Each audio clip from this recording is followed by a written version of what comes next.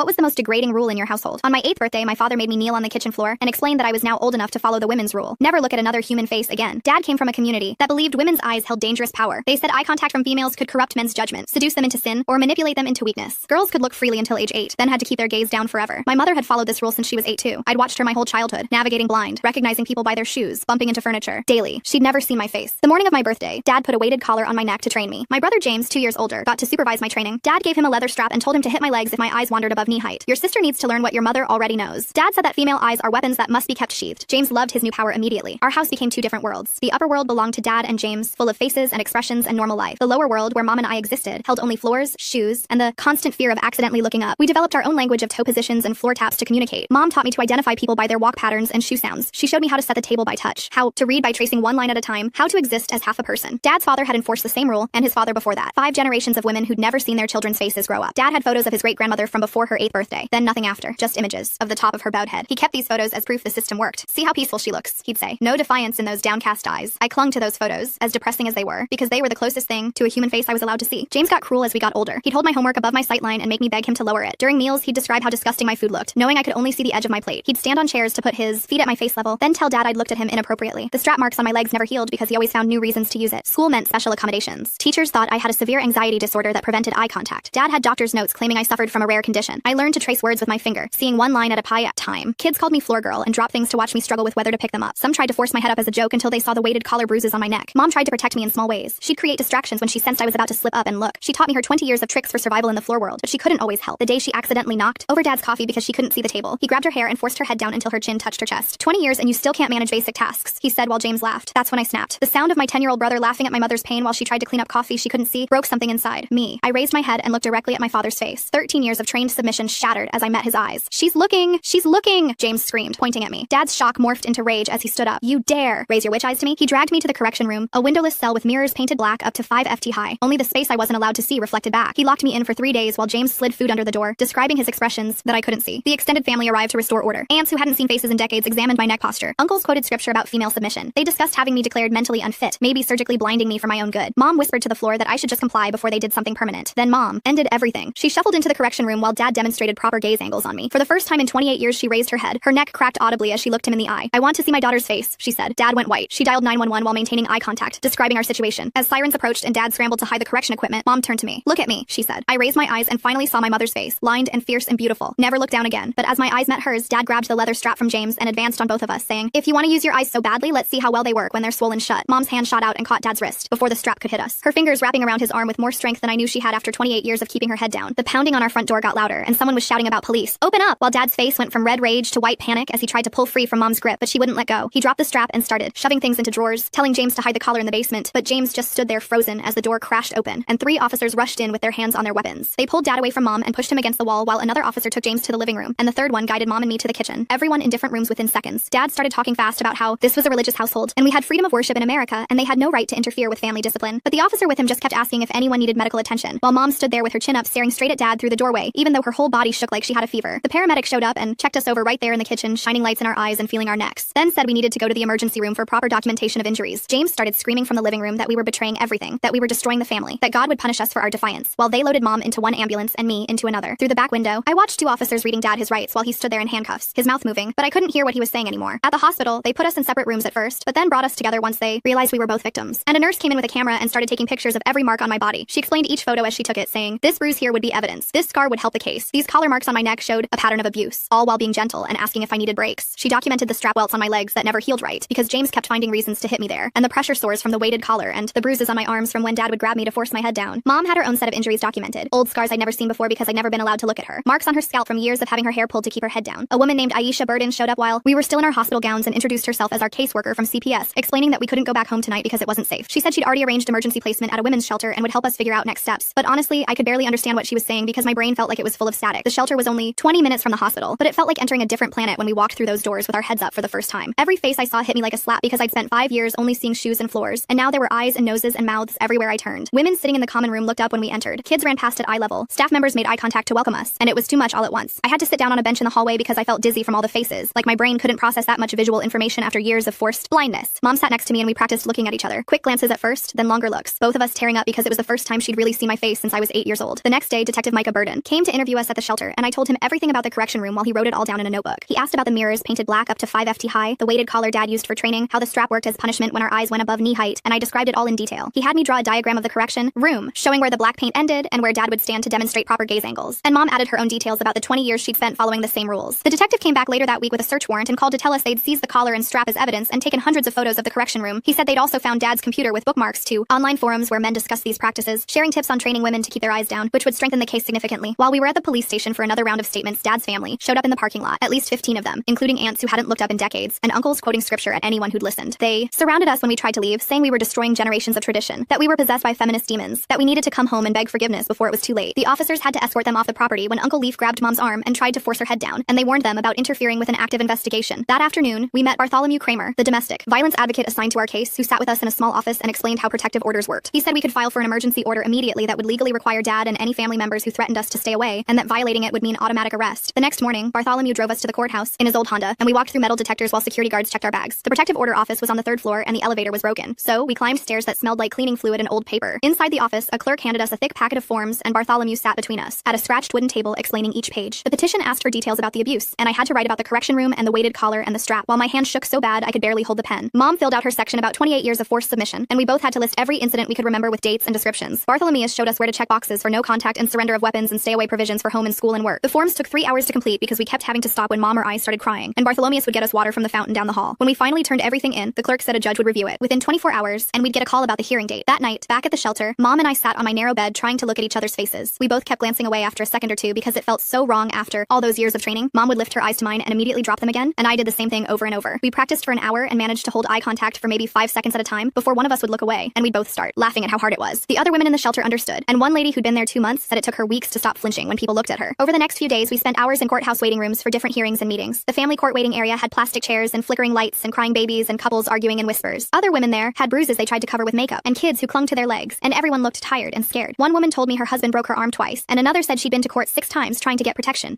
I have called cases by number, not name, and we waited 4 hours just to get our hearing scheduled for the following week. 3 days later, we finally got in front of a judge who looked at our paperwork for maybe 2 minutes while we stood at a wooden podium. "I'm granting a temporary protective order effective immediately," she said, and stamped our papers with a red seal. The order said Dad had to stay 500 ft away from us and surrender any guns to the police within 24 hours and have no contact through third parties. Mom squeezed my hands so tight my fingers went numb, but we both knew this was just paper, and Dad had lawyers and family money and connections. That evening, my phone rang showing James's number, and I almost answered before remembering what Bartholomew said about contact violations. "Please come home. I hate it here," James said in the voicemail, and he was crying hard. "Uncle Leaf hits me and makes me sleep in the basement, and nobody will make my lunch for school." I played it 3 times and wanted to call him back so bad, but Bartholomew said any contact could void the order and get us in trouble. Aisha came to the shelter the next day with new phones and helped us set them up with different numbers. She showed us how to turn off location services and make our social media private and screenshot any messages from Dad's family before blocking them. We had to document everything in a notebook with dates and times, and she said to save voicemails and texts as evidence. She helped us forward our mail to a post office box and showed Mom how to check her credit report for any accounts Dad might have opened. A week at the shelter turned into 10 days, and then Victim Services approved funding for a motel room while we waited for housing assistance. The motel was 40 minutes from our old neighborhood and had water stains on the ceiling and a broken air conditioner, but it had 2 beds and a deadbolt and a chain lock. We bought groceries at the dollar store and cooked on a hot plate, and it felt safer than the shelter because we didn't have to follow curfew rules. Whitney Marrow from my school called and said she needed to meet with me about accommodations now that she knew the real situation. She came to the motel and sat on the one chair while Mom and I sat on my bed, and she had a folder full of papers about modified schedules and counseling services. "I'm so sorry we didn't know," she said, and she looked like she might cry. She set up a safety plan where I could leave class if I felt overwhelmed and arranged for me to eat lunch in her office instead of the cafeteria. Going back to the school was scarier than I expected because everyone already knew something had happened. Kids whispered when I walked by, and some girl I didn't even know asked if it was true my dad was in jail. They called me cult girl instead of floor girl now, and somebody had written crazy family on my locker in Sharpie. But when a group of boys tried to mess with me at lunch, I looked right at them and told them to leave me alone, and they actually backed off because I wasn't looking at the ground anymore. The second week back, James showed up during lunch period, standing by the front doors of the cafeteria. He saw me through the glass and started waving and calling my name and trying to get me to come outside. The security guard saw him and checked his clipboard and walked over to escort him off campus. James kept yelling that he just wanted to talk and he was sorry and he missed me, but the guard made him leave, and I watched through the window as he walked to the street, still looking back at the school. I felt sick watching him go because he looked smaller and his clothes were dirty, and part of me wanted to run after him, even though I knew what he'd done to me all those years. Detective Burden called that afternoon while Mom was at her temp job doing data entry for minimum wage. He sat across from me at the motel's wobbly table and pulled out his notebook. He explained the prosecutor had been reviewing all the evidence for 3 weeks now. The charges would include child abuse and assault, but the legal process would take months. He showed me copies of the photos they'd taken of the correction room and Dad's computer history. The online groups Dad belonged to had names like traditional family values and biblical womanhood training, but the posts inside were about punishment methods and control techniques. Detective Burton said this evidence was strong, but we needed to be patient. The next day, Aisha came by with news about James. CPS had interviewed him at Uncle Leaf's house where he'd been staying since Dad got arrested. James kept repeating the same stuff Dad always said about women needing to keep their eyes down. He told the social worker that Mom and I were the ones who were sick and needed help. They'd mandated therapy for him, but Aisha pulled me aside. Later, she said James was refusing to cooperate, and Uncle Leaf wasn't helping much either. That night, Mom came back from work exhausted, and we sat at the motel table with a calculator and a notepad. The motel cost $40 a night, which was $1,200 a month. Mom's paycheck paycheck would be $800 after taxes if she got full hours. We needed food and clothes and bus passes and everything else we'd left behind. The numbers didn't add up no matter how many times we tried. We filled out applications for emergency assistance and food stamps. Mom started looking through job listings for anything that paid better, but every application asked about work history. She hadn't worked in 20 years because Dad said women belonged at home. The housing applications we'd submitted 2 weeks ago all came back with the same answer. The wait lists were 12 to 18 months long for affordable apartments. The social worker at the shelter explained that housing was hard to find, but they'd put us on priority lists as domestic violence survivors. She gave us more forms to fill out and said to check back every week. Meanwhile, we kept paying for the motel day by day and watching our small savings disappear. The shelter called to say they had openings in their counseling program. We met Dorothea Kramer in a small office with motivational posters on the walls. She specialized in trauma and had worked with abuse survivors for 15 years. She taught us breathing exercises for when the panic hit. She showed us how to press our feet into the floor and name 5 things we could see to stay grounded. She explained that healing wasn't a straight line and some days would be harder than others. I practiced looking at her face while we talked and only got dizzy twice. Mom struggled more because 28 years of looking down had trained her neck muscles to lock up. Dorothea was patient and never pushed us to go faster than we could handle. 3 weeks into therapy, Mom and I were lying in our motel beds, unable to sleep. The people next door were fighting and it reminded us both of home. Mom started talking about her own childhood in the dark. Her mother had followed the same rules since she was 8 too. Her grandmother before that. She told me how her mom would tap messages on the floor with her toes when Dad's father wasn't around. How they developed their own language of survival just like Mom and I had. She said her mother died when Mom was 15 and she never got to see her face as an adult. I stopped blaming Mom for not protecting me sooner that night. We were both trapped in something that had been going on for generations. Neither of us had chosen this. People from our old church started reaching out through Facebook and email. Some sent messages of support saying they'd suspected something was wrong. Others called us traitors and said we destroyed a good man. Mom's cousin sent a gift card for groceries through Bartholomeus was because she couldn't contact us directly. Dad's sister left voicemails calling us liars and threatening to sue for defamation. We learned to check who was messaging before opening anything. Bartholomeus helped us block the angry ones and save the supportive messages as evidence. 6 weeks. After Dad's arrest, we had to face him in court for the preliminary hearing. The courthouse was old and cold and full of people waiting for their cases. Dad sat at a table in a gray suit, looking calm and respectable. His lawyer was a thin man with glasses who kept shuffling papers. Mom and I sat behind the prosecutor's table trying not to shake. Dad's lawyer stood up and argued this was about religious freedom. He said the family had practiced these traditions for generations without government interference. He called it a cultural practice that shouldn't be criminalized just because mainstream society didn't understand it. He used words like heritage and beliefs and parental rights over and over. I felt sick hearing our torture described as tradition. The prosecutor, Cassandra Pina, objected firmly every time he tried to minimize what happened. She stood up and presented the medical photos of my neck bruises and leg welts. She showed pictures of the correction room with its mirrors painted black. She read from Dad's online posts about training women through pain and submission. She played the 911 call where Mom's voice shook as she described years of abuse. The judge looked at everything carefully and asked questions about the evidence. Dad's composure finally cracked when the judge denied his request for reduced bail. His face turned red and he started to stand up before his lawyer pulled him back down. The judge found probable cause to move forward with all charges. Dad would stay in jail until trial unless he could post the $50,000 bail. The bailiff read out the bond conditions while Dad stood there in his orange jumpsuit looking smaller than I'd ever seen him. No contact with us directly or through third parties. Mandatory check-ins 3 times a week at the station. No leaving the county without permission. No access to computers or phones except for work purposes with supervision. The judge made him repeat each condition back to confirm he understood. Dad's eyes found mine as 2 officers moved to escort him back to holding. Even from across the courtroom with guards between us, that stare made my skin crawl. His mouth moved like he wanted to say something, but the officers turned him around and walked him through the metal door. Mom grabbed my hand so hard her nails dug into my palm. Outside the courthouse, Aisha pulled us aside to explain what happened with James. Since Dad couldn't have custody from jail and Mom had the protective order covering James too, they'd placed him with Uncle Leaf out in the suburbs. The placement was supposed to be temporary, but Leaf had already filed for permanent guardianship. James would have to go to therapy twice a week as part of the custody agreement. I asked if we could visit him, but Aisha shook her head and said not until the therapist cleared it. Part of me felt relieved not to see him, but mostly I just worried about what Uncle Leaf would teach him. 3 days later, Detective Burden called us to come to the station for an update. He sat us down in the same interview room where we'd given our first statements. His laptop was open, showing screenshots of online forums I couldn't read from my angle. He explained that when they searched Dad's computer, they found him posting on private message boards about training women. There were hundreds of members sharing techniques and photos of their correction rooms. Some posts went back 8 years with Dad giving advice to other fathers about weighted collars and punishment schedules. The detective said this could help find more witnesses or victims, but it also meant our case might get bigger than just Dad. Mom asked if that meant more people would know our story, and he nodded. The prosecutor wanted to use it as evidence of planning and intent. 2 weeks passed before we could go back to the house for our things. The police said we needed an escort for safety and evidence preservation. The morning was cold and gray when the patrol car picked us up from the motel. Walking up our front steps made my legs shake so bad I had to hold the railing. The door still had yellow tape crosses over it that the officer cut through with a knife. Inside, everything looked exactly the same, but felt completely different. The kitchen table where I'd eaten thousands of meals looking at my plate. The living room carpet with the worn track where Mom walked to avoid furniture. The correction room door standing open showing those black painted mirrors. The officer followed us with evidence bags while we packed clothes and grabbed documents from filing cabinets. Mom went straight for her jewelry box with shaking hands and pulled out her mother's ring she hadn't been allowed to wear. In Dad's study, we weren't supposed to touch anything without the officer checking it first, but when he opened the bottom desk drawer, there were 3 leather photo albums I'd never seen. The officer flipped through them with gloved hands while Mom and I looked over his shoulder. Page after page of women with their heads down. My great-grandmother before and after her 8th birthday. My grandmother's wedding photo showing just the top of her head while her husband smiled at the camera. Mom's baby pictures where she could still look up, then nothing but downcast eyes after 8. The officer asked if we wanted copies for evidence, and I said yes before Mom could speak. She pulled me into the hallway while the officer bagged the albums. She said some of those women might not have had a choice, and sharing the photos could hurt them or their daughters. I argued that everyone who participated should face consequences for what they did to us. We stood there in the hallway of our old house arguing in whispers about protecting people who never protected us. Mom kept saying we didn't know their stories, and I kept saying they knew ours and did nothing. Finally, Bartholomeus suggested a compromise when we called him from the car. We would only share photos that showed our direct family line, not the cousins or aunts who might be victims too. He said this was common in cases like ours, trying to get justice without creating more victims. The prosecutor agreed to this limitation, though she said it might weaken some arguments. Back at the school the next Monday, Whitney had set up a special meeting about my accommodations. My teachers had noticed me getting dizzy during class when I tried to look at the board too long. We worked out a system where I could take breaks to look down when my eyes got tired. She gave me exercises to practice at home, slowly training my brain to process faces after years of not seeing them. One exercise involved looking at photos of people for increasing amounts of time. Another had me practice holding eye contact with mom for 10 seconds, then 20, then 30. It felt like learning to walk again, but for my eyes. The temp agency called mom that Thursday saying she'd gotten a data entry position starting Monday. The pay was minimum wage and the hours were rough, 6 in the morning until 2 more in the afternoon. But when she got her first paycheck 2 weeks later, she cried holding that piece of paper. $312 after taxes for 40 hours of work. It barely covered our motel room for a week, but she'd earned it herself. She taped the payee to the motel mirror and looked at it every morning. That same Friday, my phone buzzed with a text from a number I didn't recognize. It was James saying, Uncle Leaf took his phone, but he got this burner from a kid at the school. He wrote that he hated us for destroying our family and ruining his life. Then in the next message, he said he missed us and wanted to come home. Then another saying we were liars who deserved to burn. Then one more asking if I was okay. I showed mom, and she called Bartholomew right away. He said to screenshot everything and not respond no matter how much we wanted to. We sent the screenshots to the prosecutor and detective for documentation. That night, I typed out 20 different responses to James, but deleted them all without sending. The next morning, mom's phone rang while we were eating cereal at the motel's tiny table. She checked the caller ID and her face went pale as she saw it was Bartholomew calling. She answered on speaker, and he told us Uncle Leaf had just filed papers with the court claiming mom was unfit to care for me. The paper said mom couldn't provide stable housing or protect me from harm since we were living in a motel. Bartholomew said he'd already started gathering documentation about mom's job and our safety plans to fight back. Aisha called 10 minutes later, saying she was on her way to help us prepare a response, showing mom was doing everything right. We spent the next 3 hours going through paperwork, while Aisha took notes about mom's work schedule and therapy attendance. She photographed our clean motel room and the food in our mini fridge to show we had basic necessities covered. Mom's hands shook as she signed forms, stating she wanted to keep custody of me. That afternoon, our phone started buzzing with calls from numbers we didn't recognize. Dad's sister left a voicemail saying we were destroying the family and would regret our choices. His brother sent texts calling us liars who would burn in hell for our defiance. Another aunt left a crying message begging us to come home before it was too late. Detective Burden had us forward everything to him, and he logged each message as evidence of witness tampering. He said Dad was clearly organizing this harassment campaign from jail, which violated his bond conditions. We changed our phone settings to send unknown numbers straight to voicemail, but the messages kept coming. 2 days later, we went grocery shopping at the store near our motel like we did every week. I was comparing cereal prices when I saw a man in the next aisle who had Dad's same build and hair color. My chest got tight, and I couldn't breathe as the fluorescent lights started spinning above me. Mom found me crouched between the shelves, gasping for air with tears running down my face. She sat on the dirty floor next to me and reminded me to count 5 things I could see, 4 things I could touch, 3 things I could hear, 2 things I could smell, 1 thing I could taste. The technique Dorothea taught us slowly brought me back to the present moment instead of the panic. The man walked past us, and I saw his face looked nothing like Dad's at all. We finished shopping together with Mom keeping her hand on my shoulder the whole time. The next week, Aisha knocked on our motel door for her scheduled welfare check visit. She brought good news that our housing voucher application had been moved to the priority list. She said cases like ours with documented violence got special consideration for placement. The wait could still be months, but at least we were higher on the list now. She helped us fill out more forms and took photos of new bruises on Mom's arms from work. Mom had started at a warehouse loading boxes and came home exhausted every day. Aisha said the job showed stability even though the work was hard on Mom's body. 3 weeks later, we sat in the courthouse waiting room before the full protective order hearing. Mom practiced her testimony with Bartholomew while I tried not to throw up from nerves. When they called our case, Mom walked to the witness stand with her head high. She looked the judge in the eyes and described 28 years of being forced to look at floors. Her voice stayed steady as she explained the weighted collar and correction room without looking down once. She told them about the strap marks that never healed and the family members who enforced the rules. I watched her speak with more confidence than I'd ever seen from her before. The judge asked detailed questions and Mom answered each one while maintaining eye contact. Dad's lawyer tried to make it sound like religious freedom, but Mom shut that down fast. She said, no religion should force women to live like animals, unable to see their children's faces. When she stepped down from the stand, I wanted to stand up and cheer. The judge took a 30-minute recess to review the evidence before making her decision. She came back and granted a 1-year protective order with strict terms. Dad couldn't come within 500 FT of us or contact us in any way. The order also included his extended family members who had been harassing us. Bartholomew explained this was just paper that wouldn't physically stop someone determined to hurt us, but it meant they could be arrested immediately if they violated the terms. We left court feeling safer, even though we knew the danger wasn't really gone. A few days later, Aisha called with news that made my stomach drop. She'd heard from another caseworker that James might be getting hit at Uncle Leaf's house. Someone at his new school had reported bruises on his arms during gym class. Part of me thought he deserved it after years of hitting me with that strap, but mostly I just felt scared for my little brother trapped in that house. Even though he'd been cruel to me, he was still only 12 years old. He didn't choose to be raised in that sick system any more than I did. Mom and I talked for hours about what to do with this information. We decided to formally report our concerns to CPS the next morning. The intake worker took our statement about James and said they'd start a welfare check immediately. I told them about Uncle Leaf's beliefs and how he probably thought hitting was normal discipline. They said they took all reports seriously and would investigate within 48 hours. 2 days later, we had our regular therapy appointment with Dorothea at the counseling center. I told her I felt guilty about James maybe getting hurt because of our actions. She helped me understand the difference between guilt and responsibility for what happened. I didn't cause Dad to abuse us or Uncle Leaf to hit James. I couldn't fix everyone in my family or save them from their choices. All I could control was my own healing and making sure I broke the cycle. She gave me exercises to practice when the guilt felt too heavy to carry. That Friday afternoon, Cassandra Pina called while Mom was at work. She said Dad's lawyer wanted to discuss a plea deal to avoid going to trial. He would admit to lesser charges if we agreed to certain conditions they hadn't specified yet. We had to decide if we wanted the trauma of testifying at trial or accepting whatever deal they offered. Cassandra said she'd get the full terms and we could discuss it next week. I sat in our motel room after the call, staring at the wall, feeling completely overwhelmed. The next week, Cassandra called back with the plea deal details, and Mom decided we wouldn't take any restitution money, even though we desperately needed it because she said our piece was worth more than staying connected to Dad's family in any way. I watched her hang up the phone and count our last $20, knowing we'd made the right choice, even if it meant more nights eating ramen. We kept applying for housing and working with Aisha, who fast-tracked our applications everywhere she could. Mom picked up extra shifts at the temp agency doing data entry, while I stayed at the motel after school doing homework on the wobbly desk. We saved every penny we could and bought generic everything at the dollar store. Some nights, we shared a single can of soup for dinner, but at least we could look at each other while we ate it. 5 months after everything started, Aisha called with the news that our housing voucher finally got approved for a small 2-bedroom apartment on the east side of town. She met us at the housing office where they handed us the keys, and Mom started crying right there in the lobby. I held those keys so tight they left marks in my palm because they meant we finally had a real home that nobody could take away from us. The The apartment was on the third floor of an old building with peeling paint and creaky stairs, but it had 2 bedrooms and a door that locked and windows we could see out of at any height we wanted. Moving day came 2 weeks later, and we loaded our few donated furniture pieces into a borrowed truck from the shelter. The couch had a rip in the cushion and the kitchen table wobbled, but we arranged everything carefully in our new space. Mom hung pictures on the walls at eye level, including one of us she'd taken with her phone at the courthouse. The apartment was mostly empty, but seeing those pictures where we could actually look at them made it feel more like home than our old house ever did. We spent that first night sitting on the floor, eating takeout Chinese food and looking around at our own walls and our own space where nobody could hurt us. At the school the next month, I finally worked up the courage to tell my closest friends what really happened, instead of the anxiety disorder story. Sarah and Megan listened while I explained about the collar and the correction room and why I really kept my head down all those years. Sarah pulled away after that and stopped sitting with me at lunch, but Megan stayed and even brought her cousin who'd survived something similar. I learned that not everyone deserved my truth, and that was okay because the people who mattered would understand. More kids found out over the next few weeks, and some were cruel about it, but others surprised me with kindness. Meanwhile, Aisha called with news about James that made my chest tight with complicated feelings. CPS had removed him from Uncle Leaf's house after finding bruises and placed him with Dad's cousin Jonah, who lived 2 towns over. Jonah had agreed to supervise placement and was getting James into proper therapy 3 times a week. I felt relief knowing he was away from Uncle Leaf and maybe had a chance to learn that what we grew up with wasn't normal or okay. Part of me still hated him for all those years with the strap, but he was only 12 and hadn't chosen to be raised that way any more than I had. 3 weeks later, we got word that Dad had agreed to plead guilty to reduce charges of child endangerment instead of the assault charges. Cassandra explained he'd get 2 years probation and mandatory domestic violence classes, but no jail time. It wasn't the justice I'd hoped for, but she said it meant we wouldn't have to testify at trial and relive everything in front of a jury. Mom and I sat in the courthouse hallway after signing the paperwork, feeling both disappointed and relieved that we wouldn't have to see him again. Detective Burden came by our apartment the following week to close out the active case file. He brought copies of all our statements and evidence photos in case we ever needed them for protection orders or future issues. He gave us his business card and said to call if anything happened, but that we'd done everything right to protect ourselves and should be proud. I kept his card in my wallet next to the protective order just in case. Mom started job training for medical billing through a program Aisha had found that helped domestic violence survivors. The classes were 3 nights a week, which meant I had to take the bus home alone and make dinner for myself sometimes. The schedule was hard, and Mom came home exhausted, but she said learning a real skill that paid better than temp work would give us a better future. She studied at our wobbly kitchen table every night with her books spread out, and I helped her practice medical codes. I started physical therapy for my neck problems at the clinic near our apartment because years of forced downward posture had damaged my spine alignment. The therapist showed me exercises to strengthen the muscles and gave me stretches to do every morning. She said the damage wasn't permanent, which made me cry with relief, and already the daily headaches were getting better with treatment. The appointments cost money, even with our insurance, but Mom said my health was worth eating ramen a few more nights. About a month later, Bartholomew called to say one of Dad's sisters wanted to send us money through his office to help with expenses. She was respecting the protective order by not contacting us directly, but wanted us to know not everyone in the family agreed with what happened. Mom thought about it for days before accepting the $300 which paid for my therapy and groceries for a month. We realized the family was fracturing with some people clinging to the old traditions, while others were quietly choosing to support our freedom, even if they couldn't say it openly. 8 months had passed since we left and Christmas was coming up, our first one in the apartment without Dad or James around. Mom bought a small fake tree from the dollar store and we spent the afternoon putting cheap decorations on it while holiday movies played on our old TV. She made spaghetti with garlic bread and we sat on the couch eating off paper plates, watching movies where families fought and made up by the end. Nobody yelled at us for looking at the screen or made us eat facing the wall. The next week we had to go to the courthouse for Dad's compliance review hearing where they'd check if he was following his probation rules. The courtroom was smaller than the one from before, and Dad sat at a table with his lawyer while we sat in the back row with Cassandra. The probation officer stood up and read from a folder about Dad attending his required domestic violence classes every week and passing his drug tests. She said he'd missed 2 classes, but made them up, and that his group leader reported mixed progress with him, still denying some responsibility, but at least showing up. The judge looked through the papers and told Dad to keep attending and that they'd review again in 3 months. Dad turned to look at us as he left, but we kept our eyes straight ahead until he was gone. A few days later, during our therapy session, Dorothea brought up the idea of supervised letter exchange with James if I wanted to try reconnecting safely. She explained how it would work with letters going through her office first, and James only able to write if his therapist approved it. I sat there thinking about my brother and how much I missed him, but also remembering how he'd loved hitting me with that strap. That night, I sat at our kitchen table and wrote him a letter, telling him I loved him and hoped he was okay, but that I couldn't have him in my life while he still thought women were less than human. I folded it up and put it in my drawer with the others I'd written but never sent. Mom had gotten a new phone from the assistance program, and Whitney showed her how to use the camera feature during one of our check-ins. She started taking pictures of everything like it was magic, snapping photos of our breakfast and the view from our window and my face while I brushed my teeth. We'd go grocery shopping and she'd stop to take selfies by the produce section or outside the store with both our faces in frame. She printed them at the pharmacy and hung them all over our apartment walls at eye level where we could actually see them. Her medical billing job had been going well for weeks until her supervisor, Mr. Richards, raised his voice during a meeting about missed deadlines. Mom froze in her chair and her hands started shaking so bad she dropped her pen. She used the eye breathing technique Dorothea taught us, counting to 4 on each inhale and exhale while pressing her feet flat on the floor. Mr. Richards noticed something was wrong and asked if she needed a break. She managed to nod and went to the bathroom where she splashed cold water on her face and called me from the stall. I reminded her she was safe and that he wasn't Dad and couldn't hurt her. She went back to the meeting and got through it and afterward missed her. Richards apologized and said he'd try to keep his voice down. The next day, they moved her desk away from his office and closer to the window, which helped her feel less trapped. One night, I was scrolling through Reddit and found a support group for people who'd escaped religious abuse. I read story after story that sounded like ours and decided to type out our whole experience from the beginning. My hands shook as I wrote about the weighted collar and the correction room and never being allowed to look up. Within an hour, dozens of comments started coming in from other women who'd lived through the same thing or similar rules. Some sent private messages asking for advice on how to escape or saying my story gave them hope they could leave too. One girl said her family had the same rule about women's eyes, and she was planning her escape for her 18th birthday in 3 months. I stayed up until 3:00 a.m. answering messages and connecting people with resources Aisha had given us. 10 months. After that first night in the shelter, our life had found its rhythm with therapy every Tuesday, Mom's work schedule, my school routine, and safety check-ins that felt normal now. We weren't completely better, and probably never would be, but we could get through whole days without panic attacks, and that felt like a miracle. Our apartment was small, but it was ours with photos on the walls and food in the fridge, and no correction room waiting if we made mistakes. That Saturday morning, we walked to the corner store together to buy milk and bread, keeping our heads up and making eye contact with Mrs. Chang, who owned the shop. She waved and asked how school was going, and I answered while looking right at her face. A man passed us on the sidewalk and tipped his hat, and Mom smiled and said good morning while meeting his eyes. We walked home in the sunshine carrying our groceries. Two women seeing and being seen, finally free to look at the world and have it look back at us. Well, folks, that's it for me today. Thanks for sticking with me and letting me throw my thoughts and questions out there along the way. I really appreciate it. Like the video. It helps more than you think.